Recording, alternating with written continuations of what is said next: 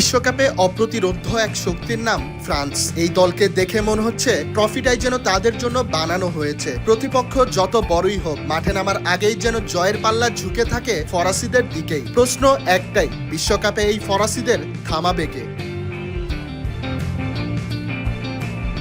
2026 বিশ্বকাপ শুরুর আগেই শিরোপার অন্যতম হট ফেভারিট ছিল কিলিয়ান এমবাপ্পের ফ্রান্স। টুর্নামেন্ট যত এগিয়েছে ততই সেই বিশ্বাস আরো দৃঢ় হয়েছে। একের পর এক দুর্দান্ত পারফরমেন্সে তারা বুঝিয়ে দিয়েছে শুধু জিততে নয়, প্রতিপক্ষকে দাপটের সঙ্গে হারাতেও জানে। ফরাসিদের সবচেয়ে বড় অস্ত্র কিলিয়ান এমবাপ্পে।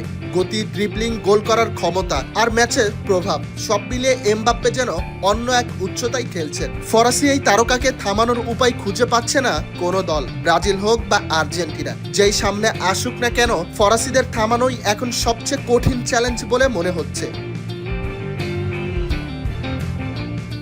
2026 বিশ্বকাপে এখন পর্যন্ত অপরাজিত ফরাসিরা তাদের সামনে দাঁড়িয়ে টিকে থাকতে পারেনি কোনো প্রতিপক্ষ। তাই অনেকের কাছেই মনে হচ্ছে এবারের বিশ্বকাপ ট্রফিটা যেন ফ্রান্সের জন্যই অপেক্ষা করছে। তবে বিশ্বকাপ ইতিহাসও বলছে সবচেয়ে বড় ফেভারিটও শেষ মুহূর্তে হোঁচট খেতে পারে। তাই প্রশ্ন থেকেই যায়, এবার কি সত্যি বিশ্বকাপ জিতবে ফরাসিরা, নাকি শেষ মুহূর্তে অপেক্ষা করছে আরেকটি অপ্রত্যাশিত চমক?